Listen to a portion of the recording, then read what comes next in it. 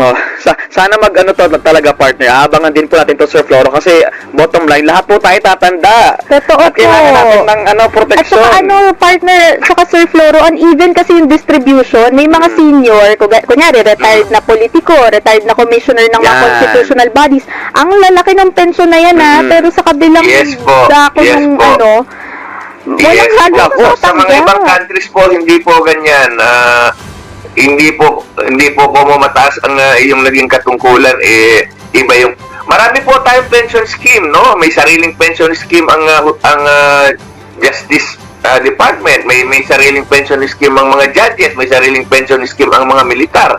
Ang masaklap nga po nito, lalo na yung mga militar, no? Kasi yung kanila ay binabudgetan lang yan po taon-taon, no? Pero wala pong regular budget yung sa militar, kaya lang syempre mas mukhang importante sila kaysa mga ibang mamamayan, sinisiguro ng Kongreso na meron silang pensyon. Pero wala pong maliwanag na pension scheme na yung bang katulad ng mga empleyado na naghuhulog kami sa SSS o GSIS, wala po silang ganun, pero sila sigurado ang pensyon nila at malalaki, no? Marami naman pong mga mamamayang naglingkod sa gobyerno na naglingkod ng tapat, no? Pero yun nga ang sinasabi nyo, may inequality sa ating sistema.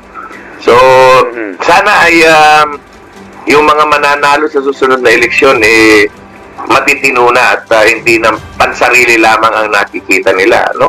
Kasi of course itong mga politiko natin sa dami ng perang kanilang nakukuha maski kaninununuan ng kanilang mga magiging apo sa mas malalim pa sa tuhod, sigurado ng kinabukasan. Pero maraming mga Pilipino wala pong maasahan. Isa po yan sa tunay na dahilan kung bakit matindi at nagiging systemic ang korupsyon, kung bakit matindi at nagiging systemic yung pagnanasa sa mga ayuda, na umaasa na lang tayo sa utang na loob sa mga politika.